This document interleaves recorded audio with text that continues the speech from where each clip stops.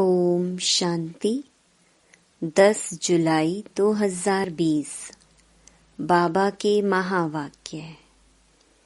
मीठे बच्चे, तुम इस पढ़ाई से अपने सुख धाम जाते हो, वाया शांति धाम। यही तुम्हारी एम ऑब्जेक्ट है।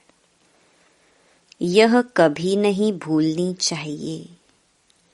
प्रश्न: तुम बच्चे साक्षी होकर इस समय ड्रामा की कौन सी सीन देख रहे हो? उत्तर: इस समय ड्रामा में टोटल दुख की सीन है। अगर किसी को सुख है भी तो अल्पकाल कागविष्टा समान, बाकी दुख ही दुख है। तुम बच्चे अभी रोशनी में आए हो, जानते हो सेकंड बाय सेकंड बेहद सृष्टि का चक्र फिरता रहता है। एक दिन न मिले दूसरे से सारी दुनिया की एक्ट बदलती रहती है, नई सीन चलती रहती है। डबल ओम शांति। एक बाप स्वधर्म में टिके हुए हैं, दूसरा बच्चों को भी कहते हैं अपने स्वधर्म में टिको और बाप को याद करो। और कोई ऐसे कह न सके कि स्वधर्म में टिको। तुम बच्चों की बुद्धि में निश्चय है, निश्चय बुद्धि विजयंती। वही विजय पाएंगे। काहे की विजय पाएंगे? बाप के वर्षे की। स्वर्ग में जाना यह है बाप के वर्षे की विजय पाना। बाकी है पद के लिए पुरुषार्थ। स्वर्ग में जाना तो जरूर है। बच्चे जानते हैं यह छीछी दुनिया है। बहुत अथाह दुख आने वाले हैं। ड्रामा के चक्र को भी तुम जानते हो। अनेक बार बाबा आया हुआ है पावन बनाए सभी आत्माओं को मच्छरों सदृश्य ले जाने। फिर खुद भी निर्वाण धाम में जाकर निवास करेंगे। बच्चे भी जाएंगे। तुम बच्चों को यह तो खुशी रहनी चाहिए, इस पढ़ाई से हम अपने सुख धाम जाएंगे, वाया शांति धाम। यह है तुम्हारी एम ऑब्जेक्ट। यह भूलनी नहीं चाहिए। रोज रोज सुनते हो, समझते हो, हमको पतित से पावन बनाने के लिए बाप पढ़ाते हैं। पावन बनने का सहज उपाय बताते हैं, याद का। यह भी नई बात नहीं, लिखा हुआ है। भगवान ने राजयोग सिखाया। सिर्फ भूल यह कर दी है जो कृष्ण का नाम डाल दिया है। ऐसे भी नहीं है। बच्चों को जो नॉलेज मिल रही है वह गीता के सिवाय और कोई शास्त्रों में होगी। बच्चे जानते हैं कोई भी मनुष्य की महिमा है नहीं जैसे बाप की है। बाप ना आए तो सृष्टि का चक्र ही ना फिरे। दुख धाम से सुख धाम कैसे बने? सृष्टि का चक्र तो फिरना ही है। बाप को भी जरूर आना ही है। बाप आते हैं सबको ले जाने, फिर चक्र फिरता है। बाप ना आए तो कलयुग से सतयुग कैसे बने? बाकी यह बातें कोई शास्त्रों में नहीं है। राजयोग है ही गीता में। अगर समझें भगवान आबू में आया है तो एकदम भागे मिलने के लिए। सन्यासी भी चाहते तो है ना कि भगवान से मिले, पतित पावन को याद करते हैं वापस जाने के लिए। अभी तुम बच्चे पद्मा पदम भाग्यशाली बन रहे हो, वहां अथाह सुख होते हैं। नई दुनिया में जो देवी देवता धर्म था वह अभी नहीं है। बाप दैवी राज्य की स्थापना करते ही हैं ब्रह्मा द्वारा। यह तो क्लियर है, तुम्हारी एम ऑब्जेक्ट ही यह है, इसमें संशय की बात ही नहीं। आगे चलकर समझ ही जाएंगे, राजधानी जरूर स्थापन होती है। आदि सनातन देवी देवता धर्म है। जब तुम स्वर्ग में रहते हो तो इनका नाम ही भारत रहता है। फिर जब तुम नरक में आते हो तब हिंदुस्तान नाम पड़ता है। यहाँ कितना दुख ही दुख है। फिर यह सृष्टि बदलती है, फिर स्वर्ग में है ही सुख धाम। यह नॉलेज तुम बच्चों को है। दुनिया में मनुष्य कुछ भी नहीं जानते। बाप खुद कहते हैं अभी है अंधियारी रात। रात में मनुष्य धक्के खाते रहते हैं। तुम बच्चे रोशनी में हो, यह भी साक्षी हो बुद्धि में धारण करना है। सेकंड बाय सेकंड बेहद सृष्टि का चक्र फिरता रहता है। एक दिन न मिले दूसरे से, सारी दुनिया की एक्ट बदलती रहती है, नई सीन चलती रहती है। इस समय टोटल है ही दुख की सीन। अगर सुख है तो भी काग विष्टा समान, बाकी दुख ही दुख है। इस जन्म में करके सुख होगा, फिर दूसरे जन्म में दुख। अब तुम बच्चों की बुद्धि में यह रहता है, अभी हम जाते हैं अपने घर। इसमें मेहनत करनी है पावन बनने की। श्री श्री ने श्रीमत दी है श्री लक्ष्मी नारायण बनने की। बैरिस्टर मत देंगे, बैरिस्टर भव। अब बाप भी कहते हैं श्रीमत से यह बनो। अपने से पूछना चाहिए, मेरे में कोई अवगुण तो नहीं है। इस समय गाते भी हैं मुझ निर्गुण हारे में कोई गुण नाही। आपे ही तरस परोई। तरस अर्थात रहम। बाबा कहते बच्चे मैं तो किसी पर रहम करता ही नहीं हूँ। रहम तो हर एक को अपने पर करना है। यह ड्रामा बना हुआ है। बेरहमी रावण तुमको दुख में ले आते हैं, यह भी ड्रामा में नूंद है। इसमें रावण का भी कोई दोष नहीं। बाप आकर सिर्फ राय देते हैं, यही उनका रहम है। बाकी यह रावण राज्य तो फिर भी चलेगा। ड्रामा अनादि है। ना रावण का दोष है, ना मनुष्यों का दोष है। चक्र को फिरना ही है। रावण से छुड़ाने के लिए बाप युक्तियां बताते रहते हैं। रावण मत पर तुम कितना पाप आत्मा बने हो। अभी पुरानी दुनिया है, फिर जरूर नई दुनिया आएगी। चक्र तो फिरेगा ना।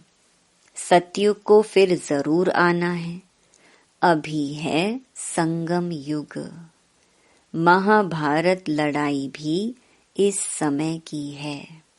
विनाश काले विपरीत बुद्धि विनश्यन्ति। यह होने का है और हम विजयंती स्वर्ग के मालिक होंगे। बाकी सब होंगे ही नहीं, यह भी समझते हो। पवित्र होने बिगर देवता बनना मुश्किल है। अब बाप से श्रीमत मिलती है श्रेष्ठ देवता बनने की। ऐसी मत कभी मिल ना सके। श्रीमत देने का उनका पार्ट है भी संगम पर, और कोई में तो यह ज्ञान ही नहीं है। भक्ति माना भक्ति, उनको ज्ञान नहीं कहेंगे। रूहानी ज्ञान ज्ञान सागर रूह ही देते हैं। उनकी ही महिमा है ज्ञान का सागर, सुख का सागर। बाप पुरुषार्थ की युक्तियां भी बताते हैं। यह ख्याल रखना चाहिए कि अभी फेल हुए तो कल्प कल्पांतर फेल होंगे। बहुत चोट लग जाएगी। श्रीमत पर ना चलने से चोट लग जाती है। ब्राह्मणों का झाड़ बढ़ना भी जरूर है। इतना ही बढ़ेगा जितना देवताओं का झाड़ है। तुमको पुरुषार्थ करना और कराना है। सैपलिंग लगती रहेगी, झाड़ बड़ा हो जाएगा। तुम जानते हो अभी हमारा कल्याण हो रहा है। पतित दुनिया से पावन दुनिया में जाने का कल्याण होता है। तुम बच्चों की बुद्धि का ताला अभी खुला है। बाप बुद्धिवानों की बुद्धि है ना। अभी तुम समझ रहे हो, फिर आगे चल देखना किस किस का ताला खुलता है। यह भी ड्रामा चलता है। फिर सतयुग से रिपीट होगा। लक्ष्मी नारायण जब तख्त पर बैठते हैं तब संवत शुरू होता है। तुम लिखते भी हो 1 से 1250 वर्ष तक स्वर्ग। कितना क्लियर है। कहानी है सत्य नारायण की, कथा अमरनाथ की है ना। तुम अभी सच्ची सच्ची अमरनाथ की कथा सुनते हो, उसका फिर गायन चलता है। त्योहार आदि सब इस समय के हैं। नंबर 1 पर्व है शिव बाबा की जयंती। कलयुग के बाद जरूर बाप को आना पड़े दुनिया को चेंज करने। चित्रों को कोई अच्छी रीति से देखे, कितना पूरा हिसाब बना हुआ है।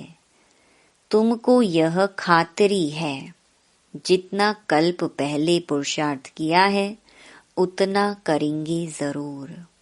साक्षी हो, औरों का भी देखेंगे, अपने पुरुषार्थ को भी जानते हैं। तुम भी जानते हो, स्टूडेंट अपनी पढ़ाई को नहीं जानते होंगे। दिल खाएगी जरूर कि हम इस सब्जेक्ट में बहुत कच्चे हैं। फिर नापास हो जाते हैं। इम्तिहान के टाइम जो कच्चे होंगे उनकी दिल धड़कती रहेगी। तुम बच्चे भी साक्षात्कार करेंगे, परंतु नापास तो हो ही गए। कर क्या सकते हैं। स्कूल में नापास होते हैं तो संबंधी भी नाराज, टीचर भी नाराज होता है। कहेंगे हमारे स्कूल से कम पास हुए तो समझा जाएगा कि टीचर इतना अच्छा नहीं, इसलिए कम पास हुए। बाबा भी जानते हैं सेंटर्स पर कौन कौन अच्छी टीचर हैं, कैसे पढ़ाती हैं, कौन कौन अच्छी रीति पढ़ाकर ले आती हैं, सब मालूम पड़ता है। बाबा कहते बादलों को लाना है। छोटे बच्चों को ले आएंगे तो उनमें मोह रहेगा। अकेला निकलकर आना चाहिए तो बुद्धि अच्छी रीति लगी रहे। बच्चों को तो वहां भी देखते रहते हैं। बाप कहते हैं यह पुरानी दुनिया तो कब्रिस्तान होनी है। नया मकान बनाते हैं तो बुद्धि में रहता है ना, हमारा नया मकान बन रहा है। धंधा आदि तो करते रहते हैं। परंतु बुद्धि नए मकान तरफ रहती है। चुप कर तो नहीं बैठ जाते। वह है हद की बात, यह है बेहद की बात। हर कार्य करते हुए स्मृति रहे कि अभी हम घर जाकर फिर अपनी राजधानी में जाएंगे, तो अपार खुशी रहेगी। बाप कहते हैं, बच्चे, अपने बच्चों आदि की संभाल भी करनी है, परंतु बुद्धि वहां लगी रहे। याद ना करने से फिर पवित्र भी नहीं बन सकते। याद से पवित्र, ज्ञान से कमाई। यहाँ तो सब हैं पतित, दो किनारे हैं। बाबा को खिवैया कहते हैं, परंतु अर्थ नहीं समझते। तुम जानते हो बाप उस किनारे ले जाते हैं। आत्मा जानती है, अब हम बाप को याद कर बहुत नजदीक जा रहे हैं। खिवैया नाम भी अर्थ सहित रखा है ना। यह सब महिमा करते हैं, नैया मेरी पार लगाओ। सतयुग में ऐसे कहेंगे क्या? कलयुग में ही पुकारते हैं। तुम बच्चे समझते हो, बेसमझ को तो यहाँ आना नहीं है। बाप की सख्त मना है, निश्चय नहीं तो कभी नहीं ले आना चाहिए। कुछ भी समझेंगे नहीं। पहले तो 7 रोज का कोर्स दो। कोई को 2 रोज में भी तीर लग जाता है। अच्छा लग गया तो फिर छोड़ेंगे थोड़े ही। कहेंगे हम 7 रोज और भी सीखेंगे। तुम झट समझ जाएंगे, यह इस कुल का है। तेज बुद्धि जो होंगे वह कोई बात की परवाह नहीं करेंगे। अच्छा, एक नौकरी छूट जाएगी, दूसरी मिलेगी। बच्चे दिल वाले जो होते हैं, उनकी नौकरी आदि छूटती ही नहीं है। खुद ही वंडर खाते हैं। बच्चियां कहती हैं, हमारे पति की बुद्धि फेरो। बाबा कहते हैं, मुझे मत कहो, तुम योग बल में रह फिर बैठ ज्ञान समझाओ। बाबा थोड़े ही बुद्धि को फेरेंगे, फिर तो सभी ऐसे धंधे करते रहेंगे। जो रस्म निकलती है उनको पकड़ लेते हैं। कोई गुरु से किसको फायदा हुआ सुना तो बस उनके पीछे पड़ जाते हैं। नई आत्मा आती है तो उनकी महिमा तो निकलेगी ना। फिर बहुत फॉलोअर्स बन पड़ते हैं। इसलिए इन सब बातों को देखना नहीं है। तुमको देखना है अपने को, हम कहाँ तक पढ़ते हैं। यह तो बाबा डिटेल में जैसे चिट चैट करते हैं। बाकी सिर्फ कह देना बाप को याद करो, यह तो घर में भी रहकर कर सकते हो। लेकिन ज्ञान का सागर है तो जरूर ज्ञान भी देंगे ना। यह है मुख्य बात, मन मना भव। साथ में सृष्टि के आदि मध्य अंत का राज भी समझाते हैं। चित्र भी तो इस समय बहुत अच्छे अच्छे निकले हैं, उनका भी अर्थ बाप बैठ समझाते हैं। विष्णु की नाभि से ब्रह्मा को दिखाया है। त्रिमूर्ति भी है, फिर विष्णु की नाभि से ब्रह्मा, यह फिर क्या है? बाप बैठ समझाते हैं, यह राइट है या रॉन्ग है। मनों में चित्र भी ढेर बनाते हैं ना। कोई कोई शास्त्रों में चक्र भी दिखाया है, परंतु कोई ने कितनी आयु लिख दी है, कोई ने कितनी। अनेक मत है ना। शास्त्रों में हद की बातें लिख दी हैं। बाप बेहद की बात समझाते हैं कि सारी दुनिया में है रावण राज्य। यह तुम्हारी बुद्धि में ज्ञान है। हम कैसे पतित बने, फिर पावन कैसे बनते हैं। पीछे फिर और धर्म आते हैं। अनेक वैरायटी है। एक न मिले दूसरे से, एक जैसे फीचर्स वाले दो हो न सके। यह बना बनाया खेल है जो रिपीट होता रहता है। बाप बच्चों को बैठ समझाते हैं, टाइम थोड़ा होता जाता है। अपनी जांच करो, हम कहाँ तक खुशी में रहते हैं। हमको कोई विकर्म नहीं करना है। तूफान तो आएंगे।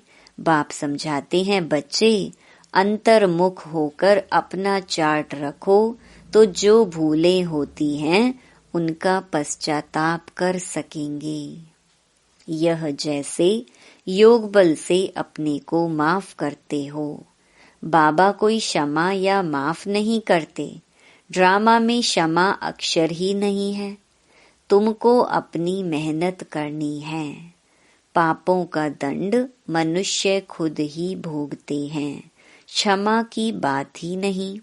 बाप कहते हैं, हर बात में मेहनत करो। बाप बैठ युक्ति बताते हैं आत्माओं को। बाप को बुलाते हो, पुराने रावण के देश में आओ। हम पतितों को आकर पावन बनाओ। परंतु मनुष्य समझते नहीं। वह है आसुरी संप्रदाय। तुम हो ब्राह्मण संप्रदाय, दैवी संप्रदाय बन रहे हो। पुरुषार्थ भी बच्चे नंबर वार करते हैं। फिर कह देते इनकी तकदीर में इतना ही है। अपना टाइम वेस्ट करते हैं। जन्म जन्मांतर कल्प कल्पांतर ऊंच पद पा नहीं सकेंगे।